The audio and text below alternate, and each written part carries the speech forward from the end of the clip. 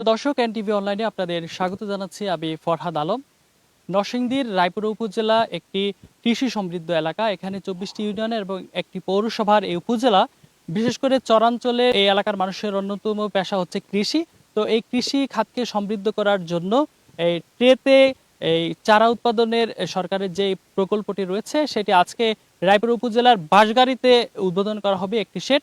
তো আমরা দর্শক আপনাদেরকে যদি একটু দেখাই, এই রায়পুর উপজেলা কিন্তু আমরা যেখানে দাঁড়িয়ে রয়েছি অসংখ্য ফসলের মাঠ রয়েছে। এখানে টমেটো, তা বেগুন, ঢেঁড়স সহ এই বিভিন্ন ফসল এখানে উৎপাদন হয়। তাছাড়াও কিন্তু এই উপজেলার এই চরাঞ্চলে বাঙ্গি এবং শশা, এই মিষ্টি কুমড়া সেই ফসলগুলো উৎপাদন হয়। তো এখানে এই 2025-26 অর্থ বছরের যে রবি মৌসুমে বাংলাদেশের চর এলাকায় আধুনিক কৃষি প্রযুক্তি সম্প্রসারণের প্রথম সংশোধনী যে প্রকল্পের আওতায় এখানে একটি এই ট্রেতে চারা উৎপাদনের শেড নির্মাণ করা হয়েছে। এটি আজকে উদ্বোধন করা হবে। আমরা দেখতে পাচ্ছি যে এখানে উপস্থিত হয়েছেন নরসিংদী কৃষি সম্প্রসারণের যিনি অধিদপ্তরের যিনি উপপরিচালক রয়েছে কৃষিবিদ আজিজুল হক, এবং রয়েছেন এই প্রকল্পের যিনি প্রকল্প পরিচালক কৃষিবিদ মোহাম্মদ জিয়াউর রহমান সহ এখানে রয়েছে রায়পুর উপজেলা কৃষি কর্মকর্তা এবং সংশ্লিষ্ট দপ্তরের কর্মকর্তা। তো আমরা একটু কথা জানতে চাই এই প্রকল্প সম্পর্কে। শুরুতে এই প্রকল্পের যিনি প্রকল্প পরিচালক যারা কৃষিবিদ জিয়াউর রহমান, আপনার কাছে জানতে চাই যে আপনাদের এই প্রকল্পটি আসলে বাংলাদেশের কতটি অঞ্চলে রয়েছে এবং রায়পুর উপজেলাতে আপনারা কোন কোন এলাকায় দিচ্ছেন এবং কতটি এরকম সিট হবে রায়পুর উপজেলাতে?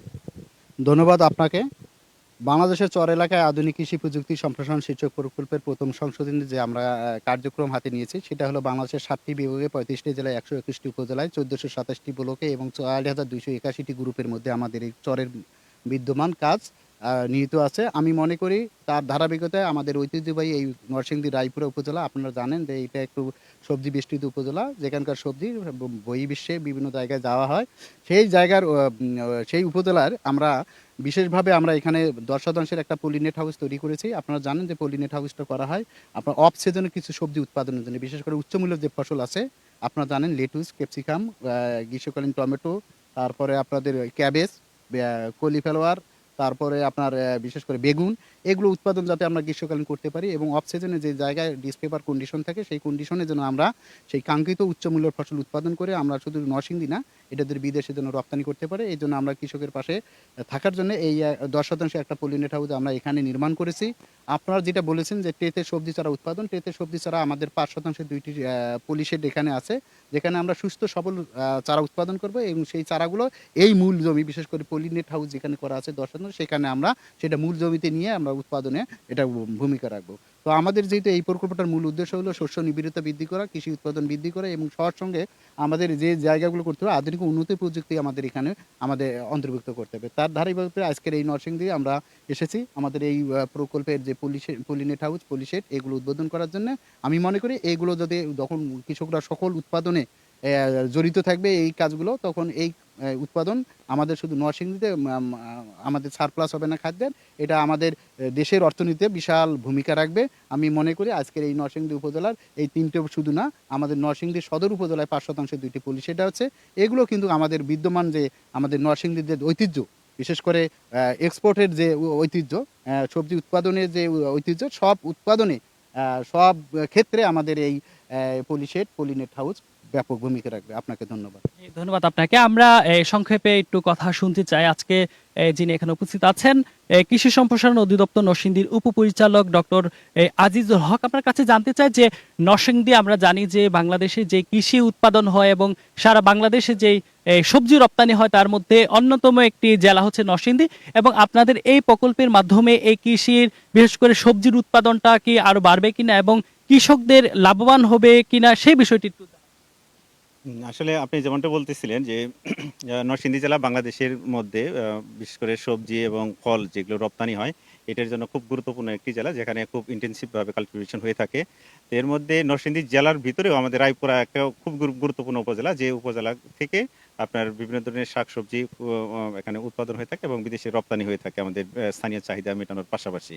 তবে আমরা যে জায়গাতে যে বাংলাদেশের যে চরাঞ্চলের যে আধুনিক কৃষি প্রযুক্তি সম্প্রসারণ যে প্রকল্প আছে, এই প্রকল্পের মাধ্যমে আজকের যে পলি নেট হাউস উদ্বোধন করা হচ্ছে, এই নেট হাউসটা এই এলাকার জন্য খুবই গুরুত্বপূর্ণ ভূমিকা রাখবে। এই জন্য কারণ এই এলাকা কিন্তু এই ধরনের যে ফসলগুলো, বিশেষ করে উচ্চমূল্য ফসলের চাষাবাদের খুব সুযোগ রয়েছে। তো এখানে আবার আমাদের স্থানীয় চাহিদা এবং বিদেশের চাহিদা কিন্তু আমাদের আছে, যে গ্রীষ্মকালীন বা অফ সিজনে যে সবজিগুলো উৎপাদন হয়, এইগুলোর খুবই চাহিদা রয়েছে। কিন্তু অনেক সময় আবহাওয়ার প্রতিকূল থাকার জন্য সেগুলো উৎপাদন করা সম্ভব হয় না। তো সেক্ষেত্রে এখানে সুযোগ থাকার পরেও যেহেতু সম্ভব হচ্ছে না, তার প্রেক্ষিতে এই প্রকল্পের মাধ্যমে যে পলি নেট হাউসটা দিয়ে এখানে নির্মাণ করা হচ্ছে, তো এর মাধ্যমে তারা অফ সিজনে বিভিন্ন ধরনের সবজি উৎপাদন করতে পারবে এবং পাশাপাশি তারা চারাও তৈরি করতে পারবে। এই চারা উৎপাদনের মাধ্যমে এই এলাকার যে উচ্চ মূল্যের যে ফসলগুলো আছে, এই উচ্চ মূল্যের ফসলের সম্প্রসারণ সম্ভব হবে। এবং আমরা এটাও বিশ্বাস করি যে এর মাধ্যমে আমাদের বিষমুক্ত যে সবজি উৎপাদনের ক্ষেত্রেও এই প্রকল্প গুরুত্বপূর্ণ ভূমিকা রাখবে। জি, ধন্যবাদ আপনাকে। আমরা এই কথা শুনছিলাম এই যারা কৃষি অধিদপ্তরের কর্মকর্তাদের। আমরা যদি আপনাদেরকে এই শেডটি একটু দেখাই ঘুরে, যে রায়পুরা উপজেলার এই চরাঞ্চলে বিশেষ করে আজকে এই শেডটি নির্মাণ করা হয়েছে। এখানে এই বিশেষ করে বাংলাদেশের অফ সিজনে যে ফসলগুলো রয়েছে, সেই ফসলগুলো যেন এই সহজে উৎপাদন করা যায় এবং বাংলাদেশের মানুষের চাহিদা যেন পূরণ করা যায়, সেই লক্ষ্যেই এই শেডের মাধ্যমে যে কৃষি প্রযুক্তি, সেটি আজকে উদ্বোধন হবে এবং তার মাধ্যমে রায়পুরা উপজেলার কৃষকরা এই উপকার পাবেন বলে সেটি প্রত্যাশা করছে সংশ্লিষ্ট কর্তৃপক্ষ এবং কৃষকরা। আপনারা দেখতে পাচ্ছেন যে এই কৃষি সম্প্রসারণ অধিদপ্তরের উপপরিচালক এবং এই প্রকল্পের পরিচালক, তারা ফিতা কেটে আজকে এই সেটি উদ্বোধন করছেন। তার মাধ্যমে কৃষিতে একটি অত্যাধুনিক যে প্রযুক্তি বাংলাদেশে এই চলমান রয়েছে, সেটি আরো বেগবান করার জন্য রায়পুরা উপজেলাতে তাদের এই কার্যক্রম, সেটি আপনাদেরকে দেখাচ্ছিলাম।